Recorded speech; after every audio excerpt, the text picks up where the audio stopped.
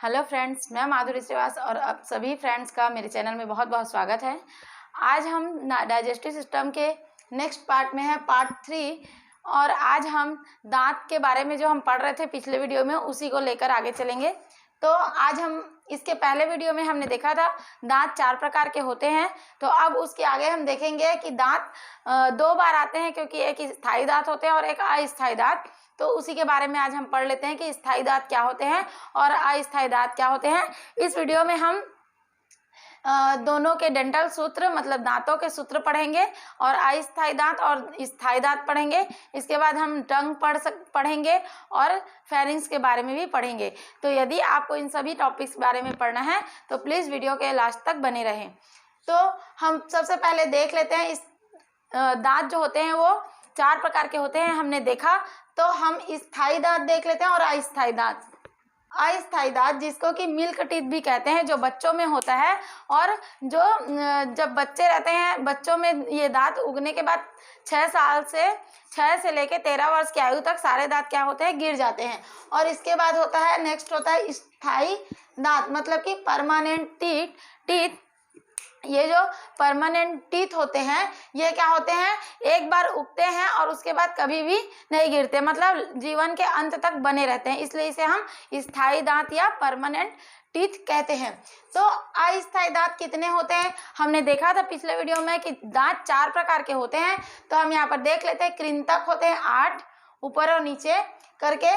ये जो मैंने लिखा है ये वाला, ये ऊपर और नीचे एक साथ लिखा है। तो हम इससे सब समझेंगे कि कृंतक कौन कौन से दांत है। देखिए डायग्राम के थ्रू समझ लेते हैं। ये देखिए ये हमारा ऊपरी जबड़ा हुआ और ये निचला जबड़ा। तो ऊपरी जबड़े को मैक्सिलरी जॉ और निचले जबड़े को मैंडिबल जॉ। अब इन दोनों जबड़ों में एक अंतर होता है कि ये जो ऊपर का जबड़ा होता है वो चलायमान नहीं होता, मतलब मूवेबल नहीं होता, इसलिए हम इसको इमूवेबल कहते हैं इंग्लिश में, जो कि चलायमान नहीं होता, अपनी जगह पे ही रहता है स्थिर। और दूसरा है मैंडिबल जॉ, जो कि चलायमान होता है, मतलब हम उसको चला सकते हैं। जब हम खाने को चबाते हैं तो हमारा निचला जबड़ा जो है वो ज़्यादा कार्य करता है ऊपरी जबड़े की अपेक्षा, तो उसे हम कहेंगे मूवेबल। ये हो गया मूवेबल और ये हो गया इमूवेबल। ये क्वेश्चन एग्जाम में पूछा जाता है कि जो मैक्सिलरी जॉ और मैंडिबल जॉ है इसमें से कौन सा मूवेबल है, कौन सा इमूवेबल है। तो ये तो हो गया ऊपरी और निचले जबड़े के बारे में। अब हम देख लेते हैं दांत के प्रकार, वो किस तरह से अरेंज होते हैं जबड़े में। तो सबसे पहले हम देखेंगे अस्थायी दांत को। तो यहाँ पर हमने लिख रखा है अस्थायी दांत। देखिए और ये हो गया हमारा ऊपरी जबड़ा और ये निचला जबड़ा। तो ऊपरी जबड़े में जो रेड कलर की दांत दिख रही है वो क्या है, कृंतक है। मैंने यहाँ लिख दिया रेड कलर की कृंतक। तो ऊपर 4 कृंतक दांत है और नीचे भी 4 कृंतक दांत हैं। तो कितने हो गए टोटल, 4 और 4 8 दांत। तो देखिए मैंने यहाँ पर लिखा है अस्थायी दांत में कृंतक कितने होते हैं, 8 होते हैं। फिर नेक्स्ट देख लेते हैं हम रत्नक। तो रत्नक देखिए ग्रीन कलर से लिखा हुआ है, डायग्राम में भी ग्रीन कलर है। तो ये क्या होता है, ऊपर के जबड़े में 2 रत्नक होते हैं जो नुकीले दांत है और नीचे के जबड़े में भी 2 रत्नक होते हैं जो नुकीले हैं। तो 2 और 2 कितने हो गए, 4 हो गए। तो यहाँ पर मैंने लिखा है कि रत्नक कितने होते हैं, 4 होते हैं। फिर देखिए अग्रचवर्णक। अब अग्रचवर्णक में हमने 0 लिखा है। देखिए अग्रचवर्णक में मैंने क्या लिखा है, 0 लिखा है। क्यों, क्योंकि जो बच्चे होते हैं उनमें ये अग्रचवर्णक दांत जो है वो नहीं पाया जाता, नहीं उगते।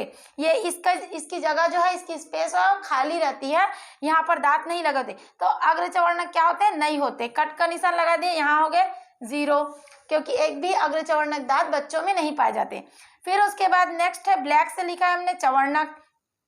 तो देखिए ऊपर के जबड़े में 4 चवर्णक दांत है और नीचे भी 4 है। तो 4 और 4 कितने हो गए, 8 हो गए। तो ये हो गया चवर्णक में भी 8 दांत। अब देखिए ये टोटल जो होते हैं 8 दूनी 16 और 4 20, तो टोटल दांत कितने हो गए, 20 हो गए। तो अस्थायी दांत जो होते हैं बच्चों में वो कितने होते हैं, 20 होते हैं। इसे हम क्या कहते हैं, डाइफायोडोंट कहते हैं। ये जो डाइफायोडोंट शब्द है मतलब हिंदी में इसका होता है द्विबार दंती। हिंदी में कहते हैं डाइफायोडोंट को द्विबार दंती। मतलब ये जो 20 दांत होते हैं जो बच्चों में पाए जाते हैं, जो अस्थायी होते हैं, वही बस द्विबार दंती होते हैं, क्योंकि यही दांत, ये जो 20 दांत होते हैं टोटल, ये एक समय आने पर गिरते हैं और इसके बाद फिर से दांत उगते हैं, तो इसे ही हम कहेंगे डाइफायोडोंट या द्विबार दंती। और इसके अलावा देखिए हमने पढ़ा है, हम जानते हैं कि मनुष्यों में 32 दांत होते हैं, तो 32 में यदि 20 को माइनस कर दे तो कितने बच जाएंगे? 12। तो 12 दांत क्या होते हैं? मोनोफायोडोंट। यहाँ स्पेलिंग मिस्टेक है, फायोडोंट। ओके, तो ये डोंट का मतलब होता है दांत। ओके, डोंट का मतलब क्या होता है? दांत। और मोनो मतलब एक, तो एक बार, ठीक। तो एक बार दंती मतलब कहने का ये है कि ये जो मोनोफायोडोंट है, ये 12 दांत जो होते हैं वो मोनोफायोडोंट होते हैं। ये एग्जाम में क्वेश्चन भी आता है कि मोनोफायोडोंट कितने दांत को हम मोनोफायोडोंट कहते हैं, या मोनोफायोडोंट कौन से दांत होते हैं? तो 12 दांत मोनोफायोडोंट होते हैं और 20 दांत जो होते हैं वो डाइफायोडोंट होते हैं। अब हम देख लेते हैं कि जो ये अस्थायी दांत है, इसका जो सूत्र है वो किस प्रकार से बनेगा। तो देखिए हमने देखा कि ऊपर के जबड़े और नीचे के जबड़े दोनों मिलाकर 8 दांत है, मगर जब हम सूत्र बनाते हैं तो क्या करते हैं, यहाँ से सेंटर से इसको क्या करेंगे? कट लगा देंगे, यहाँ से ऐसे, ये हो गया, कट लग गया। अब इसको हम 4 भागों में हमने बांट दिया, ऊपरी जबड़े को 2 भागों में और निचले जबड़े को 2 भागों में। तो ऊपरी जबड़े में अब हम दांत की गिनती एक साइड से ही करेंगे, ऊपर भी एक साइड से और नीचे भी एक साइड से। तो क्या होगा? इंसीजर मतलब कृंतक दांत होता है, तो इंसीजर कितने हैं? ऊपर 2 है, देखिए 2 है, और देखिए ऊपर में कृंतक मतलब इंसीजर दांत कितने हैं? 2 है। फिर नीचे क्या है? नीचे भी 2 हैं, तो हमने 2 2 लिख दिया। फिर नेक्स्ट है रदनक मतलब कि केनाइन, तो केनाइन कितने होते हैं? ऊपर 1 और नीचे 1, तो ऊपर 1 और नीचे 1। फिर नेक्स्ट होता है प्रीमोलर मतलब कि अग्र चवर्णक, तो प्रीमोलर क्या होता है? अब्सेंट होते हैं। मैंने यहाँ पर बताया था कि अग्र चवर्णक अब्सेंट मतलब 0 होते हैं, तो यहाँ पर प्रीमोलर की जगह में क्या लिखेंगे हम? ऊपर और नीचे 0, क्योंकि प्रीमोलर दांत ऊपर नीचे 0 होते हैं बच्चों में। फिर हो गया मोलर दांत मतलब कि चवर्णक, जिसे हम हिंदी में चवर्णक कहते हैं, ऊपर 2 होते हैं और नीचे भी 2, तो ऊपर 2 और नीचे 2। तो इस प्रकार से दांत का सूत्र क्या बनेगा? ये हो गया दांत का सूत्र। ये देखिए दांत का सूत्र चाइल्ड में मतलब कि बच्चों में दांत का सूत्र ये। और अब हम देख लेते हैं स्थायी दांत को। ये हमने देखा अस्थायी दांत जिसे कि हम कहते हैं मिल्क टीथ, यहां पर लिख दूं मैं मिल्क टीथ, इसे हम कहते हैं मिल्क टीथ। अब हम देख लेते हैं स्थायी दांत के बारे में कि स्थायी दांत जो है वो किस प्रकार से होते हैं। तो देखिए स्थायी दांत में कृंतक कितने होते हैं? 8 होते हैं। हम इस डायग्राम से समझेंगे, ये स्थायी दांत का डायग्राम है। तो स्थायी दांत में कृंतक ऊपर देखिए रेड कलर से, मैंने आपको अच्छे से जल्दी से समझ में आए इसलिए देखिए कलर का यूज किया है, जो जिस कलर से दांत है उसी कलर से उसके नाम है। तो आप इस तरह से उसको जोड़ सकते हैं कि रेड कलर में कितने दांत है? 4, तो 4 दांत कौन से हैं? कृंतक। फिर ग्रीन कलर में कौन से दांत है? 2, तो 2 कितने हैं? रदनक। फिर ऊपर 2 दांत कितने हैं? ब्लू कलर से वो है अग्र चवर्णक, और जो ब्लैक से है वो चवर्णक दांत है। तो यहाँ पर देखिए हमने यहाँ पर लिखा है कृंतक कितने होते हैं? 8 होते हैं। तो कैसे 8 हुए? ऊपर और नीचे दोनों मिलाकर, ये जो है ये टोटल अमाउंट है, ओके, दोनों जबड़ों का है। तो यहाँ पर 4 और नीचे 4, तो कितने हो गए? 8 कृंतक हो गए। रदनक कितने हैं? 1 2 3 4, 4 कितने हैं? रदनक हो गए। फिर अग्रचवर्णक कितने हैं? 2 2 4 2 6 और 2 8, अग्रचवर्णक कितने? 8 हैं। उसके बाद चवर्णक देखिए 3 3 6 3 9 3 12, तो यहाँ पर 12 है। पर यहाँ पर एक डिफरेंस है, ये जो चवर्णक 12 है, ये होते तो 12 है, मगर ये जो 4 दांत होते हैं इसे हम अक्कल दाढ़ बोलते हैं, और ये 17 से लेके 30 साल की उम्र तक आते हैं, कभी भी बीच में आते हैं, हर किसी में अलग अलग एज में आते हैं, 17 साल से ऊपर और 30 साल के नीचे। तो ये जो 4 दांत होती है, ये जो 4 दांत होती है, ऊपर के लास्ट में 2 और नीचे के लास्ट में 2, इसे हम कहते हैं अक्कल दाढ़, जिसको कि इंग्लिश में कहते हैं विजडम टीथ,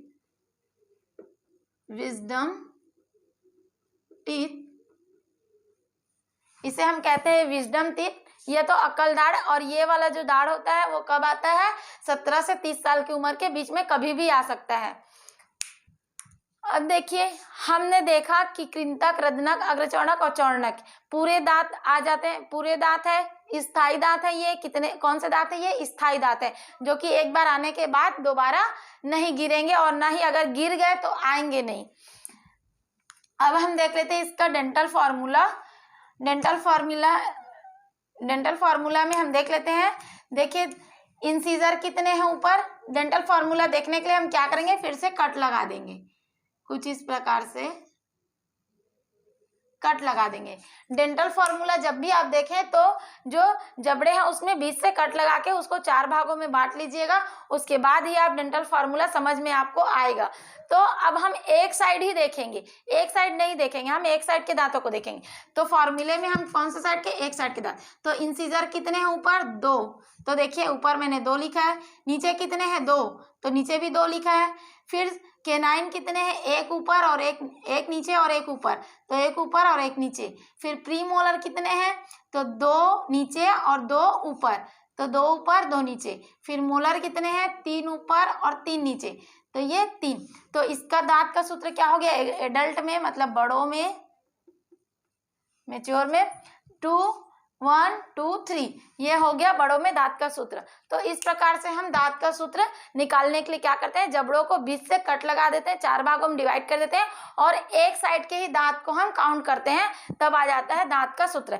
इस तरीके से हम बहुत ही आसानी से दांत के सूत्र को समझ सकते हैं। तो आई होप फ्रेंड्स कि ये आपको समझ में आया हो। तो इसके आगे हम अब दांत के स्ट्रक्चर मतलब दांत की संरचना के बारे में पढ़ लेते हैं।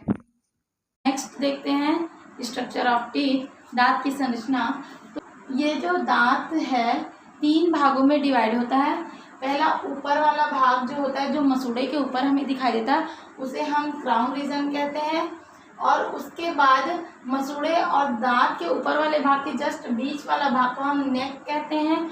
और नीचे वाला भाग मतलब मसूड़े के अंदर अस्थियों में धंसा होता है, उसे हम क्या कहते हैं? रूट कहते हैं, मतलब जड़ कहते हैं। रूट मतलब जड़, नेक मतलब ग्रीवा या गर्दन, और क्राउन मतलब कि शिखर वाला भाग या सिर कह सकते हैं।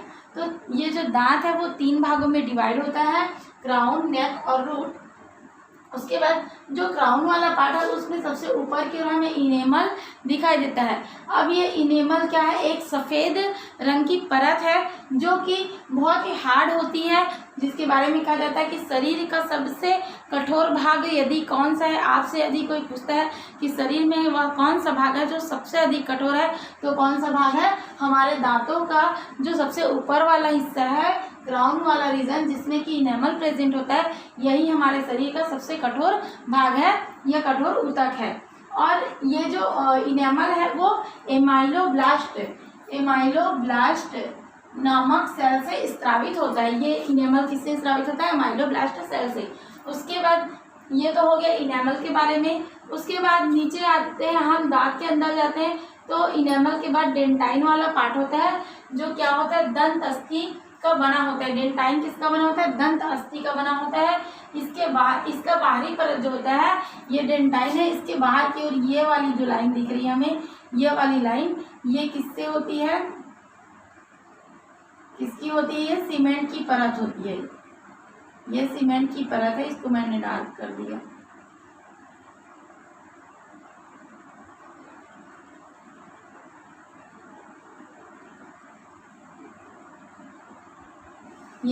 ये दांत के चारों ओर होती है कौन? सीमेंट। दांत ये जो सीमेंट की परत होती है ये डेंटाइन के चारों तरफ पाई जाती है, और यही सीमेंट क्या करती है? जबड़े की अस्थियों में दांत को मजबूती से जमा कर रखती है। इस सीमेंट का एक ही कार्य है, जैसे कि 2 ईंटों को जोड़ने का काम सीमेंट करता है, ठीक यहाँ पर भी दांतों के अंदर मसूड़ों के अंदर जो अस्थियां होती है, उस अस्थियों के गड्ढे में दांत को जमा कर रखने का कार्य कौन करता है? ये सीमेंट वाली परत करती है। ये ओडोंटोब्लास्ट सेल द्वारा निर्मित होती है। और जबड़े की अस्थि में दांत लगे हैं, तो मैंने आपको पहले बताया था थीकोडोंट किसे कहते हैं। तो थीकोडोंट मतलब गर्तदंती। तो गर्तदंती देखिए इस प्रकार से क्या होते हैं? अस्थियां होती हैं जिसके अंदर हमारे दांत कुछ इस प्रकार से लगे होते हैं। तो ये जो सॉकेट जैसी अस्थियों के गड्ढे होते हैं, इन गड्ढों को ही कहते हैं गर्त। ओके, तो हमारे दांत क्या होते हैं? गर्त दंती, क्योंकि अस्थियों के गड्ढे में धसे हुए होते हैं हमारे दांत, इसलिए हम इसे हमारे दांत को, मनुष्य के दांत को थिकोडोन कहा जाता है। ये तो हो गया। उसके बाद हम देख लेते हैं, जब हम डेंटाइन के अंदर जाते हैं तो हमें मिलती पल्प कैविटी। अब ये पल्प कैविटी को हिंदी में मज्जा गुहा कहते हैं और इसमें रक्त वाहिनियां, संयोजी ऊतक और तंत्रिकाओं का जाल होता है। ये जो पल्प कैविटी आपको दिखाई दे रही है, यहाँ क्या क्या होता है? रक्त वाहिनियां, संयोजी ऊतक और तंत्रिका तंतुओं का जाल होता है। यह दांत को क्या करती है? ये पल्प कैविटी जो है यही दांत को पोषण प्रदान करने का कार्य करती है। अब उसके नीचे अब हम देख लेते हैं, ये वाला जो हिस्सा है, ये वाला, ये क्या है? अस्थियां हैं, दांतों के अस्थियां हैं, सॉकेट है जिसके अंदर क्या है? दांत लगे हुए हैं। और इन अस्थियों के ऊपर क्या है? ये गम किसे कहते हैं? इस गम को जिंजीवा भी कहते हैं। और गम जो है ये क्या है? एक सॉफ्ट टिश्यू की स्ट्रक्चर है जो कि अस्थियों के ऊपर लगी होती है, जिसे कि हम गम कहते हैं। तो आई होप फ्रेंड्स ये जो स्ट्रक्चर है वो आपको समझ में आया। वीडियो बहुत लंबा हो जाएगा, इसलिए आज की वीडियो में बस इतना ही। आई होप फ्रेंड्स कि ये वीडियो आपको पसंद आया हो। यदि आपकी हेल्प हुई हो तो प्लीज़ इस वीडियो को अपने फ्रेंड सर्कल में शेयर करें, मेरे चैनल को सब्सक्राइब करें और बेल आइकन को दबाना बिल्कुल ना भूलें। बेल आइकन के बाद आपको ऑल का बटन प्रेस करना है, जिससे कि मेरे हर वीडियो की नोटिफिकेशन आप तक मिलती रहेगी। Thank you very much.